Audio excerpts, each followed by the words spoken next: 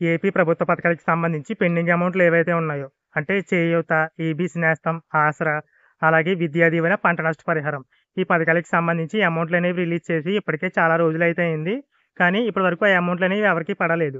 ఇందులో వచ్చేసి కేవలం విద్యా దీవెన, అలాగే ఆసరా ఈ 2 పథకాలకి సంబంధించి మాత్రమే కొంతమందికి అమౌంట్ అయితే పడింది. మిగతా పథకాలకి సంబంధించి అసలు ఎవరికీ కూడా అమౌంట్ అయితే పడలేదు. ఈ పథకాలకి సంబంధించి ఈ అమౌంట్లనేవి ఎలక్షన్‌కి ముందు రిలీజ్ చేసేందుకు ఏపీ ప్రభుత్వం ఏర్పాట్లయితే చేసుకుంది. కానీ తీరా ఆ టైం వచ్చేసరికి ఎలక్షన్ కమిషన్ వచ్చేసి ఎలక్షన్‌కి ముందు ఇలాంటి పథకాలకి సంబంధించి అమౌంట్లనేవి రిలీజ్ చేయకూడదని ఆదేశాలైతే జారీ చేసింది. అప్పుడు ప్రజలు ఏం చేశారంటే, ఈ పథకాలకి సంబంధించి కొంతమంది లబ్ధిదారులు ఏం చేశారంటే హైకోర్టులో కేసైతే వేశారు. అక్కడ వచ్చిన తీర్పు ఏంటంటే, మీరు ఎలక్షన్‌కి ముందు ఈ ప్రభుత్వ పథకాలకి సంబంధించి అమౌంట్లయితే రిలీజ్ చేయకూడదని ఏదైతే చెప్పారో దానికి సంబంధించి ఒకరోజు స్టే అయితే విధించారు. అంటే మీకు ఇంకా అర్థమయ్యేలా చెప్పాలి అంటే, ఏదైతే ఎలక్షన్ కమిషన్ ఆదేశాలు జారీ చేసిందో ఆ ఆదేశాలని ఒకరోజు ఆపారనమాట. అంటే అది కూడా ఏ రోజంటే మే 10వ తేదీన.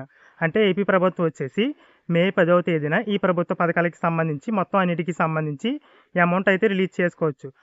ఏపీ ప్రభుత్వం రిలీజ్ చేసుకుంటుందా లేదా అనేది ఏపీ ప్రభుత్వం యొక్క ఇష్టం.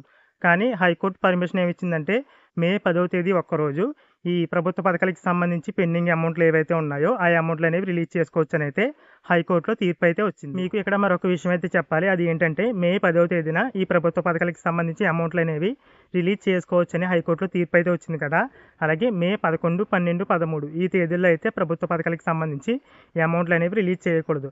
అలాగే మే 14 లేదా మే 14వ తేదీ తర్వాత ఎప్పుడైనా సరే ఈ ప్రభుత్వ పథకాలకి సంబంధించి అమౌంట్లు అయితే రిలీజ్ చేసుకోవచ్చు. రిలీజ్ చేస్తుందా లేదా అనేది ఏపీ ప్రభుత్వం యొక్క ఇష్టం.